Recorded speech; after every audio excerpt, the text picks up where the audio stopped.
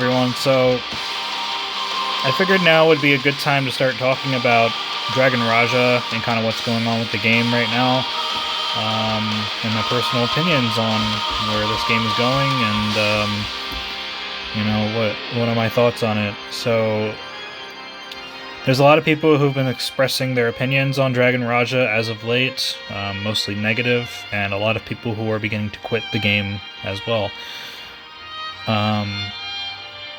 And with the recent announcement of, the Genshin Impact Final Beta, as well as Nexon releasing a new MMO, which, there hasn't been any new mobile MMOs on the market for quite some time now, Dragon Raja is probably going to start losing a lot more players in the coming month or two.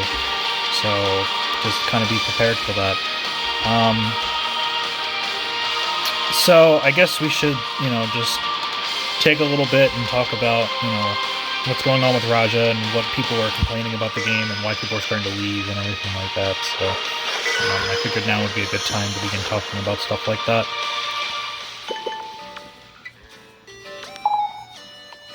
Okay, so what's going on with Raja? Why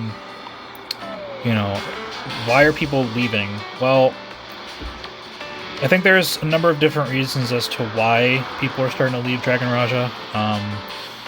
There's been quite a lot of videos from different content creators and stuff like that who are saying, like, they're not either going to leave the game entirely or they're just not going to spend as much time in it anymore. And so let's start by talking about some of those reasons. So the first one, and the one that's usually brought up quite a lot, is the server level. So the problem people have with the server level, and I am totally understanding of this, is because it's essentially an artificial gate for content, right? So in China, I think their level cap right now is 115 or 120. I think it's 120 or going up to 120. And that game's been out for, a pretty long time, at least like 7 to 8 months. So this game is essentially trying to slow roll its content, which, hey, that's great. I actually appreciate them doing that and allowing us to spend time at each level range. Like that's great. We get to enjoy the content a little longer and stuff like that. But the problem is this game isn't designed as a slow roll game. It's designed as a cash grab, and we'll look into that. So essentially what you're doing is you're constantly just saving your diamonds and your money for the next level increase, to where you can spend more money on a bigger gain, right, or your upgrades or whatever you need to do. So the major complaint here is that, like, I spent like this much money on level 90 stuff, and now all of a sudden, shit, I have to spend on level 100 stuff, and it just keeps going and going and going. Well, that's if, number one, you're stupid and you're spending money on the wrong thing, but number two, it is a valid point, because a lot of the stuff that you're spending money on to upgrade is now becoming irrelevant, because either A, they're increasing the materials you can get for the same amount of money, or B, it doesn't really matter anymore. Like, if you spent like $500 on this game back when it first came out, if you were smart, you would have spent it on stuff that's permanent, like gems and enhancement and stuff like that. Or you were an idiot and you wasted it all on gacha, or you wasted it all on gear or draconic or whatever, right? So it's that sort of thing that people are getting upset about, is how this game is just, you have to keep spending money to be competitive. And yeah, you do. This game, you have to spend money constantly in order to stay competitive, in order to stay relevant. And a lot of the top whales will tell you, like, in order to get up like another like 1,000 rating or something at that point, it costs a good like $1,000 to $2,000 just to get like 500 rating, because of how expensive it is. It's pretty crazy. So the game, the constant like having to keep spending money is a fair statement, because a lot of the value in this game is coming with the fact that You spend a whole bunch of money on something, and now it's all of a sudden obsolete. That's not the case with everything in this game. But this was one of the arguments. So that's not the case with everything in this game, because mounts, these are all permanent stats, right? Draconics are permanent. Enhancement is permanent. Your refinement is not necessarily permanent, but you have to grind for it. You don't have to spend money on it. Set gear's not permanent, but again, you just grind for it. It's not something you have to buy, spend money on. EX is permanent, right? Sigils are permanent. Allies are permanent, even though you have to keep upgrading them constantly, and then they come out with new allies, and you have to spend more money on those, which I get. Cores are permanent, right? So the only thing in this game that's not permanent is pets and gear, and emblems and stuff like that, right? And costumes are permanent too. So all that other stuff is permanent.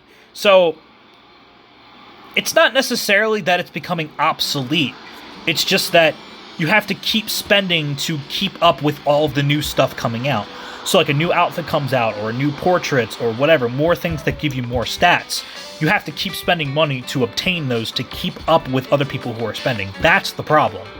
It's not the problem that, stuff that you're buying is obsolete, unless you're someone who's, like I said, you're making really bad decisions and you're just buying gear. You shouldn't be buying gear in this game. You're just going to replace it. You should be buying permanent stat boosts, like motors, like pet star array, like allies even, stuff like that.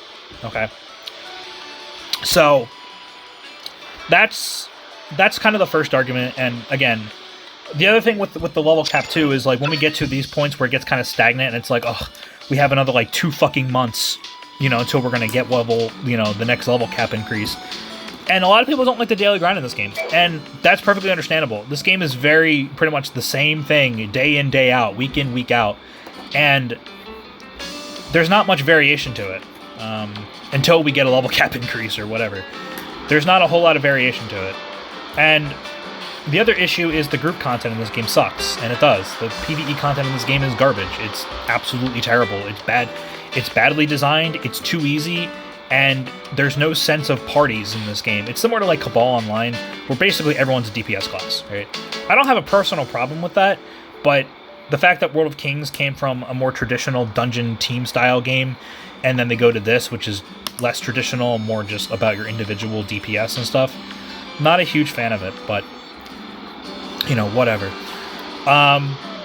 So yeah, I completely understand why people are getting upset, at it. The nightly events, some of them are starting to get really annoying because of all the whales. PvP grinding is a pain in the ass, etc., etc., etc. So I get it. I totally get it. But that leads to the second point, which is this game is very hard to catch up in. A lot of people who say, like, they miss 1 day or 2 days or 3 days, 3 days, God forbid, or like a whole week, you're now so far behind and it's almost impossible to catch up. Okay. I both agree and disagree with that. I agree with it because if you're someone who's, like in the top level, so like you're level 95, right, and you're working on 96, 97, 98, whatever, yeah, you're going to be at a disadvantage because now you're behind.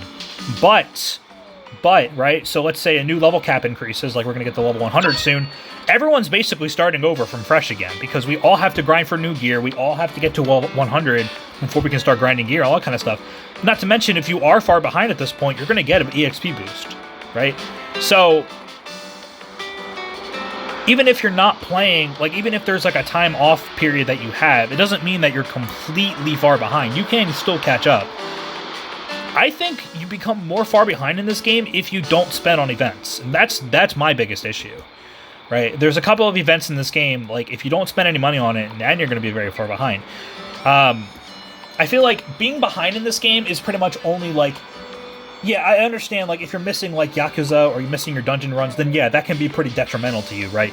But you're going to catch up eventually, is my argument, because a lot of people, like, for me, for example, like, refinement sets, right? Like, a lot of people complain, like, oh, like, I missed a day, so now I'm not going to cap up my refinement sets, my refinement emblems for the week. It's like, what, like, 30? Like, you have to worry about? Like, it's not really that big of a deal. And plus, like, a lot of us, like myself, like, I've been sitting on a full refinement set for, like, 2 weeks now. Like, a lot of people are starting to catch up at that point. Like, it doesn't really make a huge difference. I don't know. Like maybe I'm just not understanding it because like I don't miss days in this game. I do my dailies every day, but I can understand why some people could be frustrated at that aspect. But I don't necessarily think that you're super far behind if you're missing a day or two. And plus the daily grind in this game compared to something like World of Kings is nowhere near as bad. So, you just have to make the events, and if you miss one, like I missed a lot of the afternoon events plenty of times. I've missed the nighttime events a couple times. Like I never really fretted about it. It's it is what it is. You catch up. You just keep playing and you catch up. That's all you got to do, right? So I know it can be a little disheartening, but you shouldn't really worry about it. And I don't really understand why people are like get so worried like about them falling behind when really like it's. I don't know. I just don't see it as big of a deal to me. But again, maybe I just don't know. Maybe there is something more to it. I do agree. I think this game needs to have some higher XP rate for people who aren't catching up to the average level. But whatever. Okay. Anyway, so that's number 2. The third one is obviously the pay to win, and the pay to win aspects in this game is kind of like what I was saying before, and this is my personal gripe with it as well, is you have to just keep spending in this game. It never ends. It's not... Okay, I want to say it's not like gacha games, but it is kind of like gacha games. There's a lot of gacha games that you have to keep spending money to stay relevant, but they usually give you some free avenues, right, toward being able to grind for certain characters or being lucky or whatever. This game doesn't really do that, and I think that's the main issue here, is that it's not necessarily that Dragon Raja is pay to win, it's the fact that it's not free-to-play friendly at all. This game as a free-to-play player is so brutal, it's not even funny. It's actually extremely disheartening for free-to-play players. And I completely understand why. Like, it takes so much longer to grind for refinement because you can't get a decent spot on the leaderboard, because you just die to everything. You can't solo dungeons, and because they're just too hard. You don't have enough rating. You can't get your Dragon Slayer up to a certain level. You can't get your deity chest up to a certain level. I still can't get to level 10 anyway. You can't upgrade your pets, right? You can't get your motors that high. You can't get your course level 11. Like, all of this is basically virtually impossible as a free-to-play, and you have to constantly keep spending money in this game in order to keep getting upgrades, and the cost of the upgrades is becoming exponentially more expensive. Like, Orange Dragon Wings, for example. I've been stuck on this for, like, I don't know, a couple of weeks now, and I'm still only at Tier 2. And I don't even have level in that Tier 2 yet. That's how bad it is. That's how bad the exponential growth of requirements for this game gets. It's pretty insane, and that goes for everything in this game, and not just enhancement. That goes for motors, with all the motors, unlocking new motors becoming exponentially more expensive, and don't even get me started on the gachas in this game, and how expensive new outfits are. You spend all right, so let's say you're like, oh man, I really want this outfit, so you spend like $1,000 or whatever, you decide to fuck it, I'll wail for this one outfit. You spend a couple hundred, maybe up to $1,000, and you get the outfit. You're like, yeah, oh man, that was so expensive. I finally got this really cool outfit. And then you just feel bad because the rating increase isn't big, and by the time, you finally grasp in the glory of what you've done, there's now another one, right? For the same price, for the exact same thing, like a super low drop rate and a very expensive pulls. So, and this happens constantly, and a lot of people are starting to get fed up. They're like, I can't keep spending on this goddamn game. I can't, I dropped like a couple $100 on this game. In any free-to-play game, that would last you like a year, right? Well, depending on the free-to-play game. But in a mobile game, that lasts you like a month, if even that. It lasts you for a single event, right? And, a lot of mobile games are notoriously expensive and predatory, and it all has to do with the fact that people are buying it, right? If people weren't buying it, they wouldn't be selling it. a lot of browser Chinese games did the same thing. And, while those games were even more sketchy than this game and other browser games, it's like, it's still very disheartening, and it's extremely expensive. And, you can spend like $10 a month on like a premium PC MMO versus, or even like RuneScape, old school RuneScape, which is, on mobile, or you can spend like $600 on a mobile gacha game or mobile Chinese game that will last you maybe like a week or a month. You know what I mean? And that's sort of the issue here, is the consumer value is horrible. It is absolutely horrible when you compare it to, more standard games. But it all has to do with catering to the specific audience. And, these Chinese browser games, they understand how this shit works. They do extensive research into psychology and into marketing, and the amount of scams they pull in these games is absolutely incredible. And they make so much money because of it. So it works, right? Like, it works. And it's unfortunate that it's so predatory, but there's no regulations against it. There's no regulations against this stuff.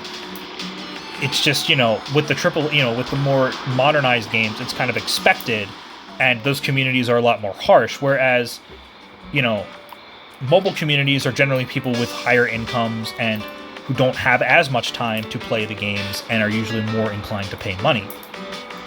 Now, that's not saying every single PC free-to-play MMO is not predatory. There's a lot of them out there that are extremely predatory and pay to win. But it's a lot of these Chinese games, especially with battle power and battle rating and everything like that. This game is just so subtle about it. It's kind of scary. Like, the amount of subtle nudges to get you to pay in this game for value is absolutely incredible. That could be an entire video on its own on how this game tricks you. And it's kind of sad because of how well of a game Dragon Raja is from a technical standpoint, but from a design standpoint, it's a typical Chinese mobile pay-to-win game, an extreme pay-to-win game at that. And it's very disheartening for a lot of people because you have to keep spending to stay relevant, and it sucks, but that's the game, unfortunately. So that's why a lot of people are leaving, because they're done with it. They're done with spending. They just can't handle it anymore. So, yeah, I've said a lot, but I think that's basically the main reasons as to why people were leaving. The pay to win, and just with bills and stuff coming up, people going back to work and stuff like that, they just can't afford to keep spending on this game when stuff becomes so expensive. And we've already discussed multiple times how expensive the motors and the outfits are. They're just on another level of it's just stupid. It's just really stupid. But with all of that said, with all of the negative things on this game that I entirely agree with, I still love Dragon Raja. I still adore this game. This is still my favorite mobile MMO of all time, and it has a lot to do with, number one, the gameplay. This game is so, at first I didn't like the combat. I felt like the combat was very, very, very stagnant. I thought it was very sticky. But after I got used to it, and after I understood how deep this game is in terms of customization and builds and everything, it's a lot of fun. And now, I also want to mention another thing that people are complaining about is how the stats in this game, there's no real indication of how well, what your stats actually do. It's just Chinese big numbers are better. Yes, that's also true. But anyway, I love this game from the customization aspects, like the talents and the skill. Well, the skill's not really. The class variety is awesome. The environments are beautiful. I love sci-fi, modern type atmospheres. I love the way this game just looks. Stylistically, it's probably my best looking MMO for a long time. Not to mention all of the other features in the game besides just the standard leveling as well, right? Like the life, the career skills, which they really need more of. You know, the environments, you know, all the social interactable stuff. The housing feature is pretty freaking cool, you know, all the social stuff. And it just makes this game a lot more homelier. And I think that's what makes this game feel very homely. The community in this game, there's not a lot of drama in Dragon Raja compared to World of Kings, where it's basically designed around drama. There's not a whole lot of drama in this game, besides a couple people, you know, who want to be number one, blah, blah, blah, blah. But a lot of people in this game are very nice, very friendly. Everyone's very chill. You know, even if you're behind, you're like, oh, sorry, guys, like, I missed the day. Everyone's like, you know, it's no big deal, you know? You just... And like I said, like, you shouldn't really worry about being behind in this game. You know, if you miss a day, you miss a day. It is what it is. I might even miss a day to show you guys what it's like to catch up. I don't know. But still, yeah, like... And this game's still exciting to me. You know, all of the new content, the new level caps, the new grinding we have to do, the new outfits, you know, the free outfits, the new story content, because this game's story is entertaining, to say the least. Like, I love this game. I absolutely love this game, and I'm going to keep playing it because I've spent so much money on it. Even when V4 launches, I'm going to play V4, sure. But I know a lot of people are probably going to move over to V4, but I'm still going to be playing Raja. And, you know, like, a lot of people left World of Kings for Dragon Raja. I'm probably going to stay with Dragon Raja until another big-ass release. Either A, V4 is just that good of a game, or B, you know, Genshin comes out, or Diablo Immortal comes out, or whatever else comes out, or the newest game by Zlong, which is Noah's Heart, which comes out next year, 2021. Maybe I'll leave Raja for that. I don't know. But, you know, right now Raja's my game, and I'm staying with it, and I'm not going anywhere. And if you're someone who's a new player and thinking that, you know, oh, this is all really negative stuff, honestly, like, this game is still doing very well player base-wise, too. You just need to join the right server. Join Server 1 or Server 2, and you'll find very active player bases and also lots of content compared to the recommended servers. So all that being said, I still plan on playing Raja, right? I know there's a lot of people who are starting to leave Raja. There's a lot of content creators are starting to leave Raja. Maybe that means I need to start making my own content about, you know, more in-depth content in this game. I don't know. I just don't really have the time for it, unfortunately. And I suck at video editing. That's why I don't edit these videos. I just talk. But yeah, that's pretty much it.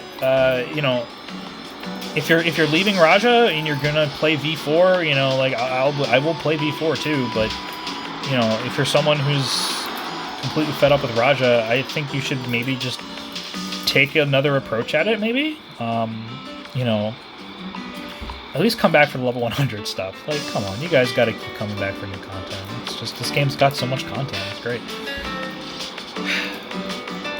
Anyway, I'm gonna stop. I'm still playing Raja, you know, sorry for the guys that are leaving, but these are all valid points, and that's kind of what's going on with the game right now. So, see you guys, and, yeah.